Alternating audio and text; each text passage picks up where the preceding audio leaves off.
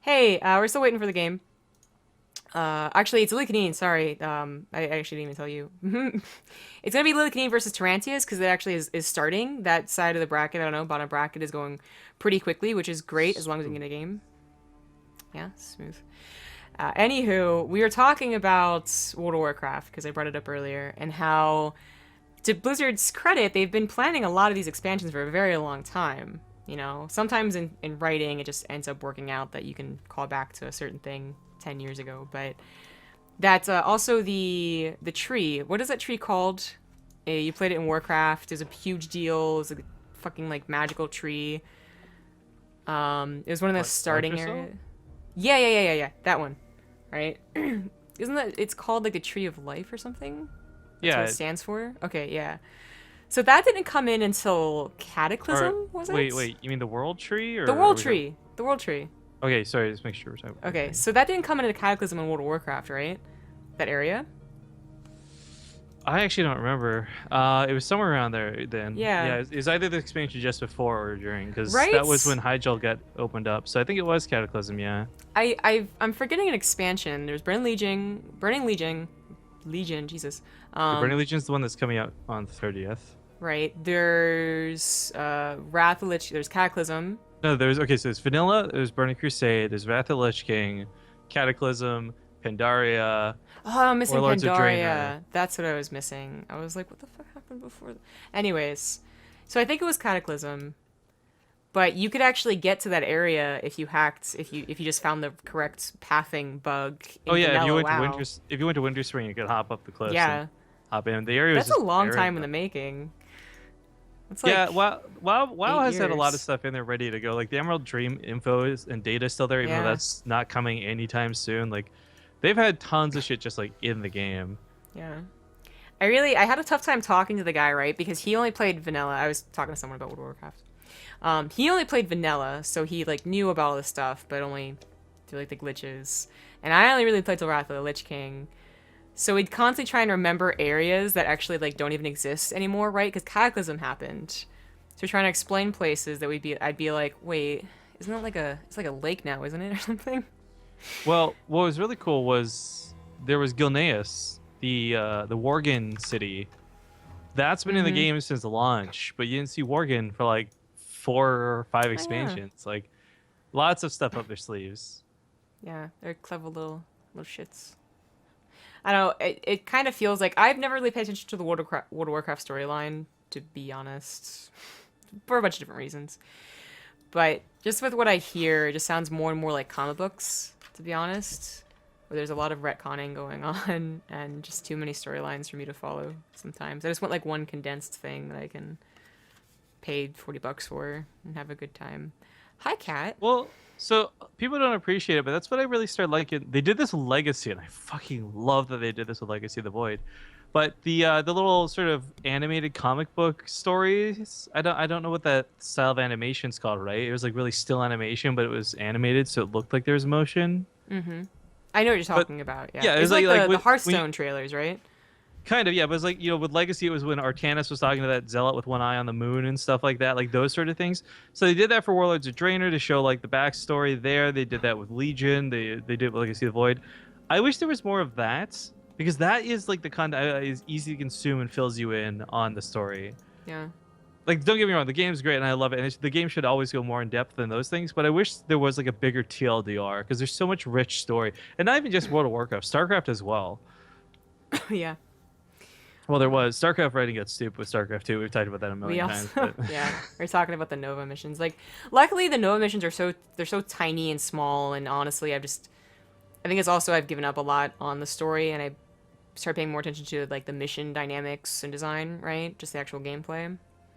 That I didn't really mind that Nova had terrible writing, but when you really think about it, it's like she's kind of a boring character, and the storyline is very like, we need a villain. Let's just give someone a really bad reason to be a villain. Okay, go. It's not good. Apparently, Lillekanin's opponent is not responding too quickly. Probably didn't. I mean, to his credit, he probably thought Lillekanin would take a while longer, you know, because he was waiting for an opponent. So had to be Hanar first, and then Lillekanin 2-0'd solo so quickly. Yeah, the other thing I don't like about binary beasts is they don't auto-update. You have to refresh the brackets to see what's going on. So I feel like I must have used binary beasts for the majority of my initial casting career, because I always do that with challenge anyways. Somehow that'll make it go faster. But Well, yeah, binary beast is not that great. if for whatever reason this matchup gets delayed or AFK to way too long and stuff, I just want to point out Goody or Gooden, is that Goody? I'm assuming this is, I don't know. Anyways, he's playing against somebody named Hate Me, and the winner plays the Muslim, so that might be a matchup we can catch in a pinch if things start going nowheres. That might be goody. As you say, I have him on my friends list, but I don't remember ever in my life adding somebody named Gooden, so I'm pretty sure that's Goody. Okay. Alright. Yeah. Did you see his tweet after the David Kim session on DreamHack? Which one? So pretty much after they Oh. talk about the tank changes, he's like, well, bank account's empty now. It took a lot to bribe David Kim or something like that. Oh, I didn't see that one.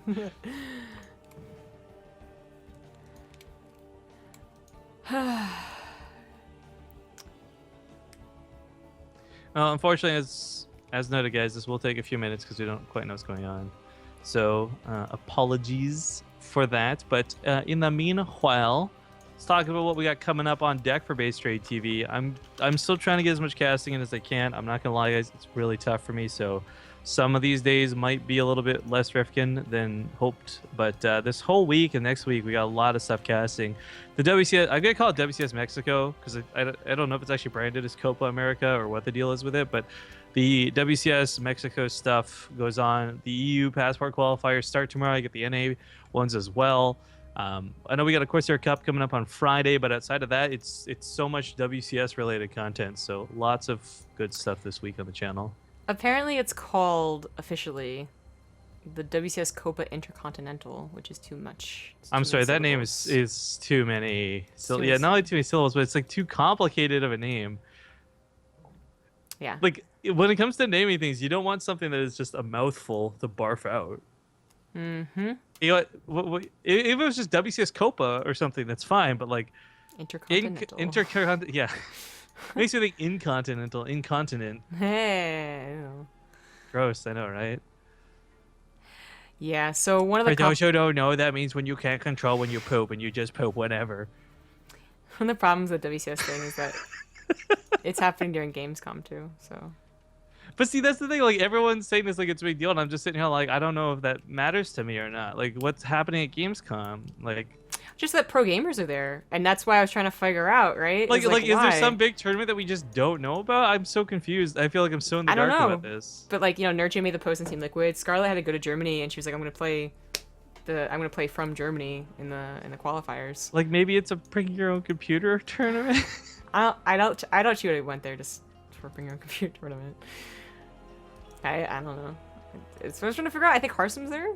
No wait, Harsum's playing right now. I think it was Harsum. I know a bunch of other people had flights from So that wait, area to Germany. Tarantius is here and Lillekanin is here. So why is this game not going? Lillekanin just told me he was here. Oh, okay, I was gonna say just I'm typing in chat. Like they both just think they're AFK and nobody messaged each other. Like Yeah, right. this is like a blind date. You're both like looking for the other one, like in the restaurant, not knowing what they look like.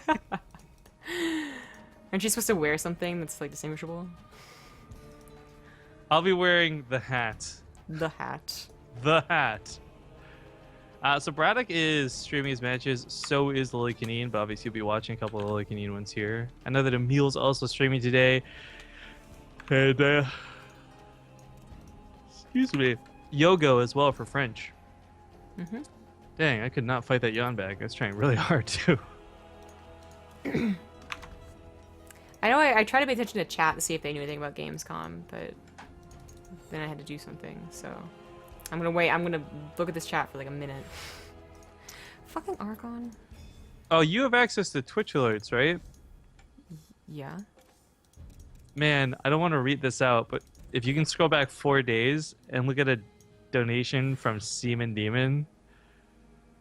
Hold on. I got really mad on stream about this guy, and I only bring this up because he just messaged me asking if he could donate again, and I banned him from the channel. So if you're here listening, Dude, I don't give a fuck. Go away. You're not welcome here. Side bro. I read it. It was Yeah. pretty funny. Not Archon. Okay, here we go. Yay! Yay! So the first map's going to be on Frozen Temple, then Galactic, then Apotheosis, which has mostly been reduced to Apo. The Apo. Not quite Kurt the Dragon Popo. said it weird. He was kind of like a hypothesis. Yeah. I was like, I have a hypothesis that you're saying the name incorrectly. Yeah.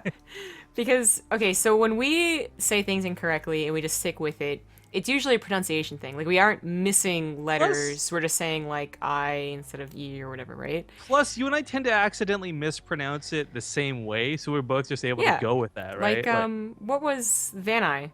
Yeah, we both right? said Vanna. It just came And you naturally. could say, like, if you didn't know the word Van Eye or Vanny, whatever, that, okay, both can make a lot of sense. Oh, sorry.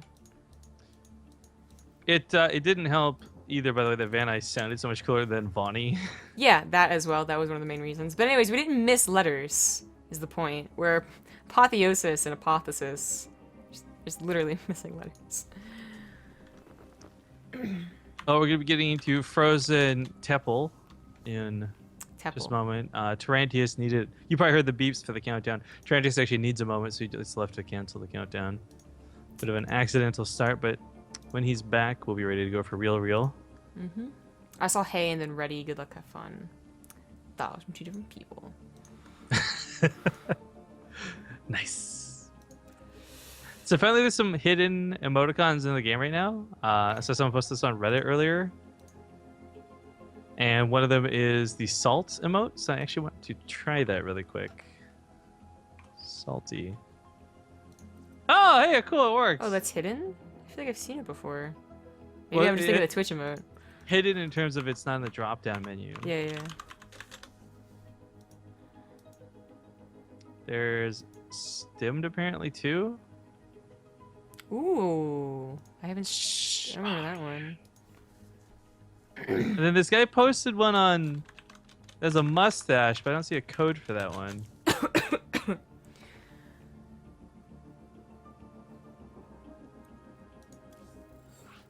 Okay, now we're good to go, and I haven't screwed up. Alright, then. It's a TvP.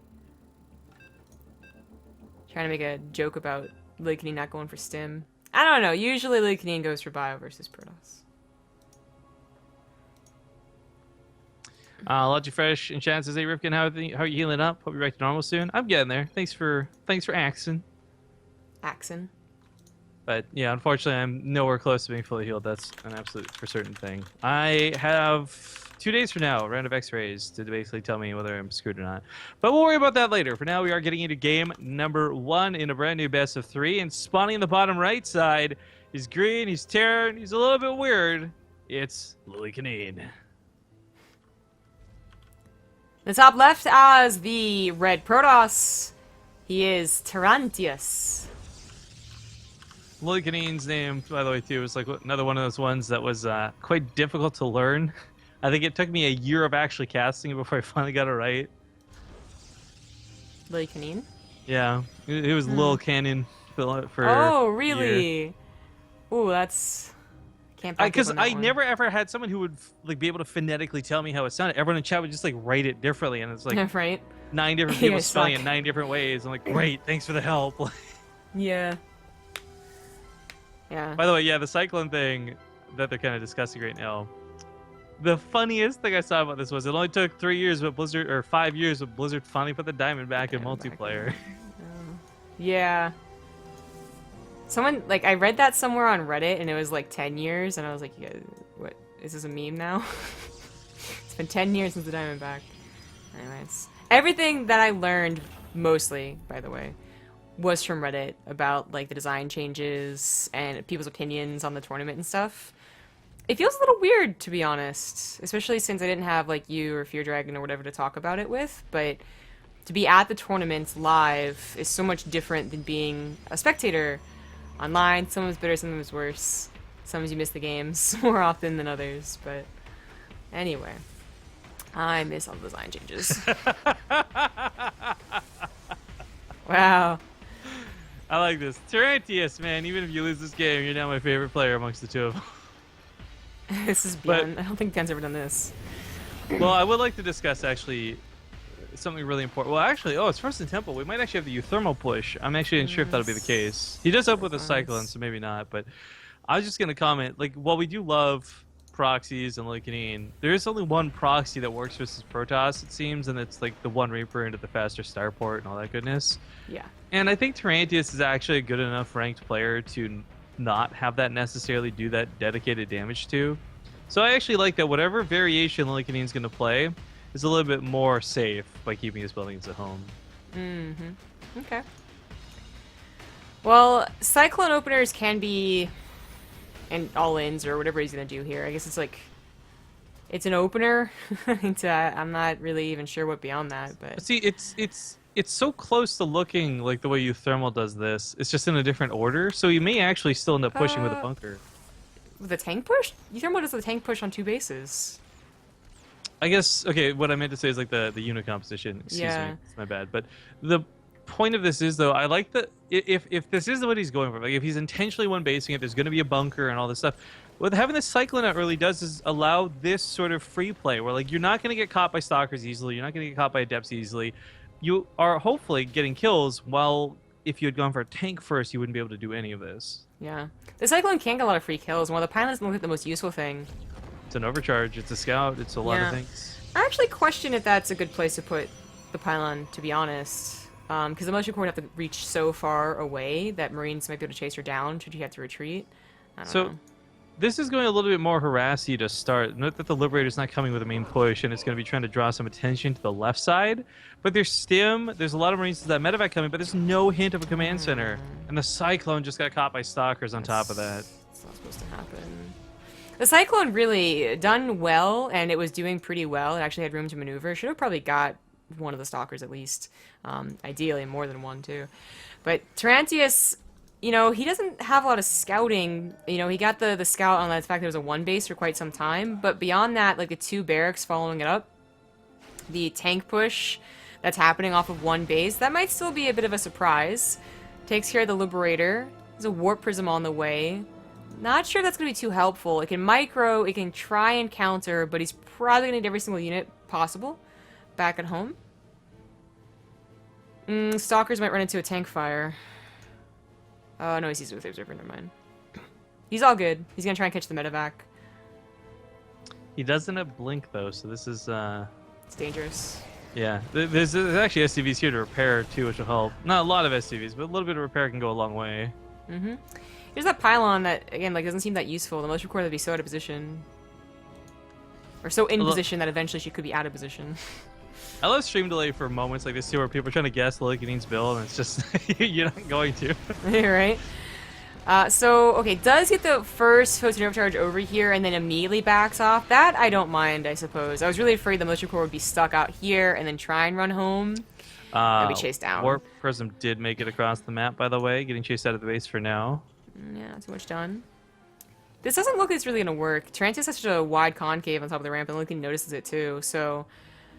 actually, the Adepts actually shaded in. I don't think it was on purpose. That was a bit of a mistake, yeah. Yeah, his army would have been following had he done that on purpose, so that... Let SCV go. Come here, you sent to me. Oh, it feels bad. I think Tarantius just has this in the bag for now, but the tricky thing about Lillekanin's composition is that if it ever does find an abusive position, so it gets up close to like a ledge and the Liberator gets on top of the ramp or something, then it does get complicated. It's actually got a lot of Marines coming, too. Look at this rally. I mean, that was units, I think, just stuck in the main paranoid for the Warp Prism. He's just screwed. He's using all these Warp Prisms at home, so there's nothing in that Warp Prism. And he's going to take a big risk by taking everything to the front lines like this. Stalker's going to come out. Adept's going to be on top of the army, but Marines stim in. I don't think he expected that extra round of Marines coming in. So while the tanks are getting shuffled around, the Marines are going to overpower everything. And he does push into Tarantius. That was questionable. The Adepts didn't shade in first, so a lot of the tank fire went in on the Stalkers like they wanted. The Immortal didn't bust down any of the tanks, by the way. They just got them low. That was an even army supply. That was a concave. I think that should have gone a lot better for Tarantius. And if he wasn't absolutely sure it wasn't going to go that well, he could have backed off to his Photon Overcharges. Yeah, he's trying to chip away the pylon now. It's a bit of a slow push at this point for Lillekanin. That Liberator just needs to set up on the ramp, though. And yeah. the problem is, though, I want to remind everybody, it's a one-base build. So it's simply trading army for army is not enough. He has to win the game. That's absolutely true. And Tarantius is trying to get another army back up. Of course, the Warp Prism, like I said, it is a bit useless. You know, it probably would have been better just trying to micro the Immortal or something. One Adept in the main, too, could go so far into keeping those extra 8 or 10 Marines that, like, cavalried in, like, at home. The Immortal's still not busting down the tanks. So now its shields are gone. Second Immortal joins the party, but just lost more units there. I built a turret. Mothership Core is going to go down to the turret. That's hilarious. Probe's getting pulled into There it. we go. Not looking good. The Immortal's going to try and go for that bust. Remember, if Tarrantius can hold here to any degree, he'll be out because of the Nexus. But the Liberator ends up being the Kingmaker. The tank still lives on the backside, and Marines still plenty of stim left where that came from. Yeah. That's probably going to be game right here. Yeah, Stim, the amount of Marines and the fact that he did have Stim off of one base was probably the most surprising part for Tarantius. So, it's a bit of a cheese, for sure. Lillekanin will take the first game. I do have the second map, I just can't remember it, so hold on. Because I don't know what else he can do. He's going to make a lactic process. I think he just has a Reaper proxy on that one. Oh, is it just the Bondra Cup at Gamescom? Is that what it is? So I finally found a website, the Blizzard Gamescom website that I was looking at, but then we got in the game. So I'm still looking. There's the main stage, there's the esports stage, and there's a StarCraft 2 stage, like BlizzCon. Oh, I still don't see any tournament. There's Heroes tournaments going on. I know that. Well, I've now been distracted because Grace Helbig put out a video, so I'll be watching that instead. Oh, okay. 3 wedding hairstyles that worked? Question mark, exclamation mark. She's great. I actually think she looks so weird when she's in a lot of makeup. Did that break? Continue talking. Hmm? Okay, just making sure that didn't break. Sorry, I plugged in my headset. Anyways, really? She did a video about like her morning routine basically. I thought that was normal. Well, she's wearing like fake eyelashes and stuff in this video. I don't know. Like it just looks weird. Okay. Like you're somebody as well who I don't actually think would look good with like a lot of makeup on. Like there are just some people who like medium, light, but like don't put on 3 layers of fucking lipstick and fake eyelashes and mascara and all the other stuff. Like I guess. I mean, it's never about the amount of makeup. It's always about how well done the makeup is. That's true. That's very true as well. Some of the people who do professional makeup, oh my god, there's like that one dude who cosplays as like all the Disney princesses. I'm like, fuck you. You made me confused. By the way, did we ever shout out Nozneb? Well, if we didn't, he gets a double shout out. Right? Thanks for the 16-month resub. That was like 20, 30 minutes ago. Oh, and coincidentally, thanks to Fox or for the 17-month resub. Nozneb coming in with that sweet 16 message too.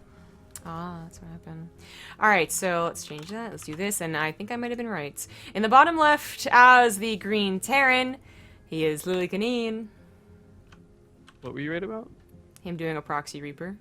Yeah. Well, Just it's a the map. single one. The map's good for it too. In the top right, he's gonna have to defend it. He knows how his opponent plays. It's the red Protoss Tarrantius. Yeah. And when I say he knows how he plays, that joke in game 1 was a little bit silly, but it was perfect for like it's Lillekanin. All your bases are at home. Like, what are you doing? Mm-hmm. Just proof that he knows what to look out for. But hopefully, this probe gets a good idea. Coming across the map now with a scout, he should right off the bat know that something is amiss. Yeah. But the thing is, this proxy barracks. I described it briefly in game number 1, but to touch base on it again here, you get that Reaper out, but it's not really destined to get more than even just barely 4 kills. It's just supposed to offset the Protoss while you move on to that next step. And that next step can either be expanding and greedy and all this stuff back at home, or it can be a Stargate on the other side of the map. Really up to the player. Exactly. You know, it's just a start. And it's up to Lillekanin to determine what else. Now, Tarantius might be looking for revenge, like putting on his own proxy of some sorts later on, or it might just be a place to put his probe. Not quite sure yet. Even just having a pylon there, Uh-huh. you know it's not going to get scouted because the barracks is across the other side of the map and the Reaper's over there. And it does provide the potential of a warp in. I actually wouldn't mind a pylon, but it could... just will be a robo and fully dedicate to it, right? Like it's all. Yeah. So the Zealot pops out, and this does not kill the Reaper, but it takes a lot of shots in the Reaper, so the chances of miss micro, or even if it gets one swipe on it, is better than nothing, which is what you would have had with, you know, the Adept still wouldn't have been out, even with the Chrono on it. Now he's gonna have to leave. The Footstone Overcharge should be baited, but should not kill the Reaper. Oof, those two-shotted, so it's very hard to get that perfect. That kind of sucks. I mean, he got 2 probes. One was one of the scouting ones. You really hope for, I think, 4. And maybe the second probe will do it, or second Reaper. In fact, Tarrantius, you know, we talked about that probe. It did not put on a pylon. It is gonna, I guess, well, he's gonna put it on here, but, huh, it doesn't have an overcharge. Well, this is gonna break that front door. Ooh, almost loses the second Reaper. There's the starports. It's a good thing the factory was back here, because the Cyclone is the perfect response to this little shenanigery. Like, even if they do break down the supply depot, first of all, it's not going to be, like, warp-ins following it, so it's only going to last for so long. But then second, the Cyclone can micro against all of these units. Now it's 2 Reapers against just a single Adept, and that Adept will be able to take it on, but it has to chase him first. Cyclone, please, pop out already. I don't know why he's pulling into the units. He'll get the mothership core with the Cyclone, or at least he should at this rate. Yeah, definitely. That'll remove a lot of the tension. And the SCVs actually clean up the Zealot and Adept and only lose 5 for it, so I guess it was worth the pull in. The Reapers are still alive. He chose to save them and micro them later than try and get the probe kills initially. That doesn't mean a second Adept popped out, and I guess maybe that wasn't worth it, but there is definitely a choice for both parties here about where to put more focus on their micro. And for Lillekanin, it was on the defensive. Liberator's about to pop out, though, and without a Mothership Core, there's nothing to actually take care of it. Like, literally nothing. Not even a soccer to try. Huh. Well, that could be problems. Warpgate's still not done, so again, no stalker. Stargate, where is... Oh, it's over there. It's not done. There we go. It's a lot of lost mining time. It doesn't kill a ton of probes, but... It is still quite a bit of time. Do we have the graphs on, actually? Because we can show this real quick, because we don't normally get these graphs nowadays, it feels. There it is. There is a big dip. Oh and my a spike, god. yeah. For sure. I mean, well, it's not the same thing as giving Lillekanin 700 minerals. That's basically what Tarrantius is behind. So when you consider the resources lost is fairly close, it's actually double the resources lost, all things considered. Phoenix will take forever to clean up the Liberator, so I was going to say, if it could just sack itself on a couple of probes, it would have been worth it, but there's already so many pylons. That was going to be difficult to do. So it doesn't do devastating amount of damage directly, but yeah, all that lost mining time is a fairly big deal. The Phoenix is useful for more than just making sure the Liberator can be cleaned up. I think since it is Lillekanin, you should assume there's a proxied starport, and catching the starport either while it's retreating, like actually lifted and flying back, or anything else that pops out from the starport. It's just a lot, you know, of stress off of you, basically. You know, you're just gonna be able to follow this medevac around. Now, what is a little worrying is that Tarrantius is not throwing on a Nexus. And I think it would have been worth just halting warp-ins for a second to do that, since Lillekanin's gonna start really jumping ahead in economy with a double mule. I guess Cyclones are gonna try and save the medevac if necessary, but it wasn't necessary. Oh, feels bad. You know, I like the Cyclones. I was really actually hoping this would have gone as far as investing in a Magpelt Accelerator, but obviously not going to be the case. However, the 2 Cyclones should solidify the defense. I mean, the Adepts aren't going to get much done. And I guess it does like the medevac being on the wrong side of the map. In fact, probably should have just canceled that. Ugh, Yeah. Nice catch out of Tarantius, though. Didn't realize all the Phoenix were there. That was not supposed to be a shade-in. Another mistake, I believe. Loses an Adept.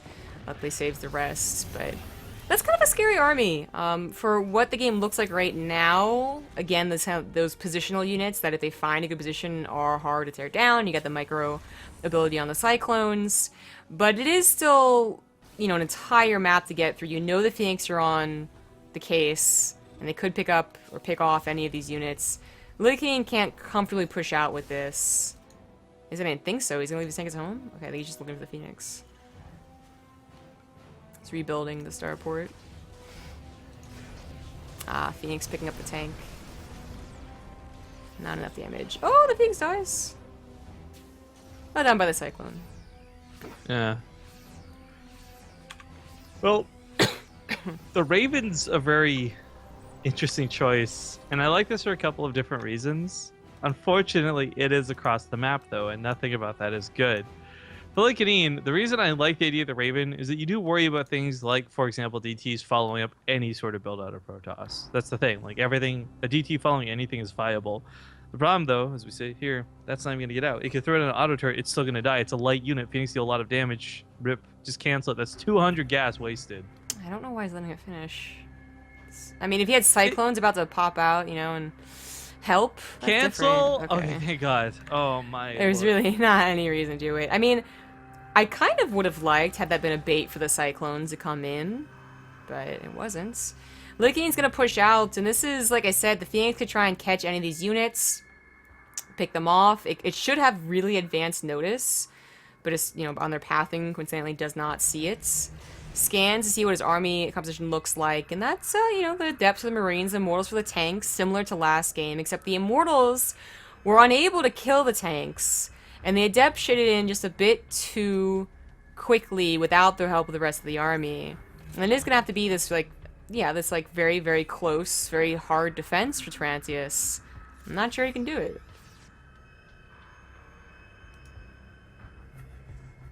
Well, he's down one in the series, so maybe a bit of that is the stress motivator he needs. I Yeah. don't know. But Lillekanin's actually not pushing off of this. It looked like he was... Excuse me. It looked like he was ready to go full gung-ho, but something has kept him at home.